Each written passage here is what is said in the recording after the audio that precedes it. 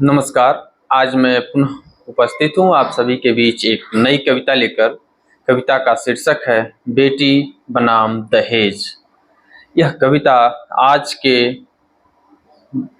दौर की ऐसी मार्मिक कविता है जिसे आप सुने और विचार करें कि माई दिहली जनमवा एगो बिटिया के, माई दिहली जनमवा एगो बिटिया के, काहे पसरेला मातम एही बतिया से, काहे पसरेला मातम एही बतिया से।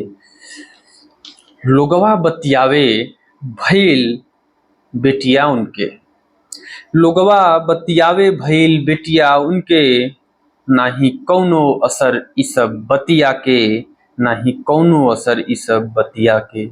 होके खुश देखी पापा वही सूरतिया के। माई दिहली जनमवा जब बिटिया के, माई दिहली जनमवा जब बिटिया के। नानी मुसुकी काटेली जानी बतिया के, नानी मुसुकी काटेली जानी बतिया के, कहीं नाना से जाके वही रतिया के, कहीं नाना से जाके वही रतिया के। ए जी सुनी हमरा बतिया के, चली उठी छोड़ी अब खटिया के, चली उठी छोड़ी अब खटिया के। काहे सुतल बानी, काहे सुतल बानी साटी तकिया के, देखी सब पहुँचता पीरितिया से, देखी सभे पहुँचता पीरितिया से। राउर बेटी बा दिहले जन्म एगो रनिया के, आगे कह रही हैं दादी माँ नानी माँ, कह रही हैं कि राउर बेटी बा दिहले जन्म एगो रनिया के, नाक नक्शा बा नीमन वही धनिया के, नाक नक्शा बा नीमन वही धनिया के।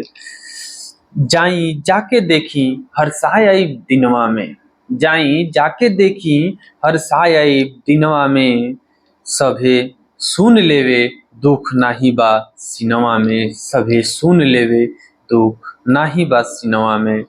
माई दिहली जनमवा जब बिटिया के, काहे पसरेला मातम एही बतिया से। एक दिन करिहे ई नाम वतनवा के, एक दिन करिहे ई नाम वतनवा के, बनी जई है दुलरी जहनमा के, बनी जई है दुलरी जहनमा के। जैसे बनल बाड़ी सोफिया कुरैसी हो, जैसे बनल बाड़ी सोफिया कुरैसी हो, बनिहे कमांडर व्योमिका सिंह जैसी हो, बनिहे व्योमिका सिंह कमांडर जैसी हो। माई कहेलिन धिया न तनिको घबरैहा, माँ अपनी बेटी को हौसला दे रही है, हौसला अपनी बेटी की हौसला अफजाई कर रही है और क्या कह रही है कि माई कहेलिन धिया ना घबरैहा तनिको, खूबे तन मन धन से पढ़ावल जाई इनको, पढ़ावल जाई इनको। कि देखा बेटिये त नाम करत हई कुल, देखा बेटिये त नाम करत हई कुल, जहिया बनी है डीएम जाई दुख भूल, जहिया बनी है प्रोफेसर जाई सब भूल। खिल जाई तोहरो चमनवा हो, खिल जाई तोहरो चमनवा हो, लौटी तबे सुख चैन और अमनवा हो, लौटी तबे सुख चैन और अमनवा हो। माई दिहली जनमवा जब बिटिया के, काहे पसरेला माता में ही बतिया से। मामा अब उस बिटिया के जन्म पे नाना को तो नानी भेज ही रही है कि जाइए अपने नतनी को देख आइए, लेकिन इधर मामा को भी जब छुट्टी मिलती है, जब फुर्सत मिलता है और जब जानकारी मिलती है तो वह भी पहुंचते हैं और क्या करते हैं, उनका उस बेटी के प्रति, उस बिटिया के प्रति क्या भाव है आप कविता में सुने कि मामा त देखते छोहा गईले, मामा त देखते छोहा गईले, देखी भगीना के गोदिया में उठाई ले हले। झूमे कहे लेके गोदिया में, झूमे कहे लेके गोदिया में, हम त देहब ना दहेज एकरा सदिया में, हम त देहब ना दहेज एकरा सदिया में। देखब हमहू बा के केतना योगिता वाला, मामा बाटे ओकर कवि कविता वाला, मामा बाटे ओकर कवि कविता वाला। लिख लिख के उजागर करी है, अगर मामा कवि है, मामा लेखक है, तो उनकी लेखनी क्या कहेगी कि लिख लिख के उजागर करी हैं। अब बोली बोली दहेजवा के गागर फोरी हैं, बोली बोली दहेजवा के गागर फोरी हैं।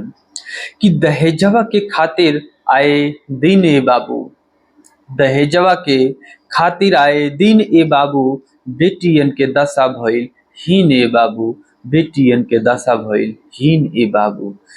कि नाही होखे देहब केहू के बेदीन ए भाई, रोवत रोवत मरी जाले माई बाबू ए भाई, रोवत रोवत मरी जाले बाबू माई ए भाई।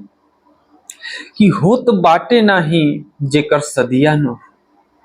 इस विडंबना में, इस त्रासदी के दौर में, जब किसी बेटी की, किसी बहन की शादी नहीं होती है, तो उस पे क्या दौर गुजर रहा होगा। वो कविता की पंक्ति में है कि होत बाटे ना जेकर सदिया नु हो, होत बाटे ना जेकर सदिया नु हो, बीतत कैसे हुई साँझ सबेरिया न हो।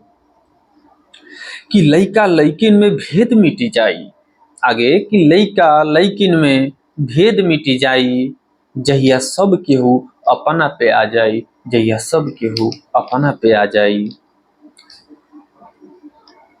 चिंता एक ही गो बाए समाज के, कि चिंता एक ही गो बाए समाज के, नइखे दुनिया में सुधरत केहू आज के, नइखे दुनिया में सुधरत केहू आज के।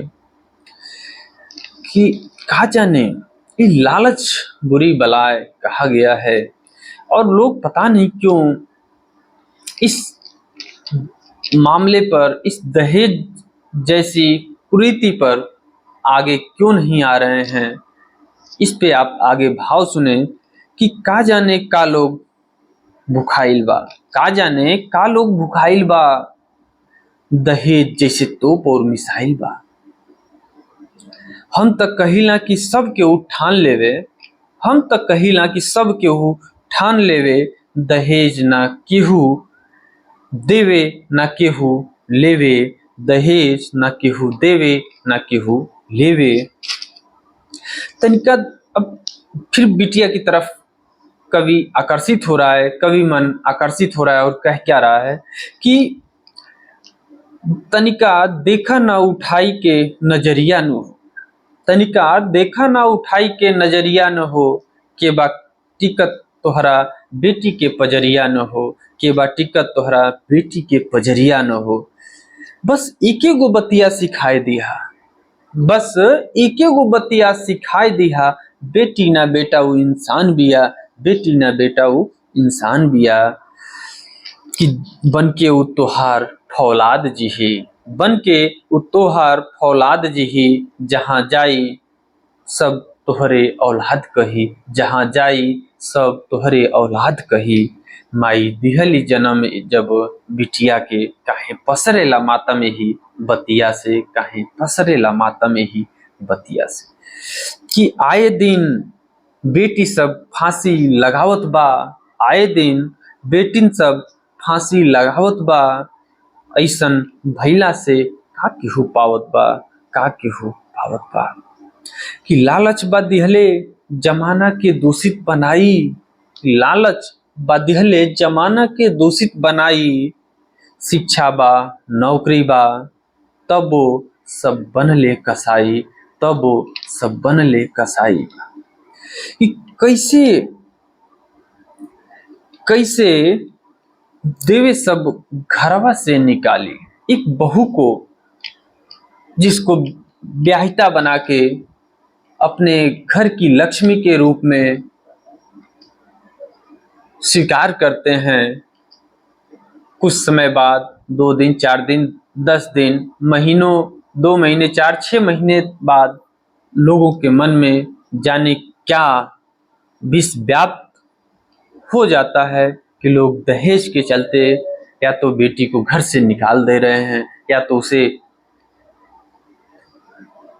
या फिर उसकी दुर्दशा कर रहे हैं। आप आगे सुने कि कैसे देवे सब घरवा से निकाली, कैसे देवे सब घरवा से निकाली, काहे सास होके एगो माई ना लजाली, काहे सास होके एगो माई ना लजाली, एगो देवर होके भाई जैसन सोचत नइखे, एगो देवर होके भाई जैसन सोचत नइखे, पति भी काहे दोस्त जैसन होखत नइखे, पति भी काहे दोस्त जैसन होखत नइखे।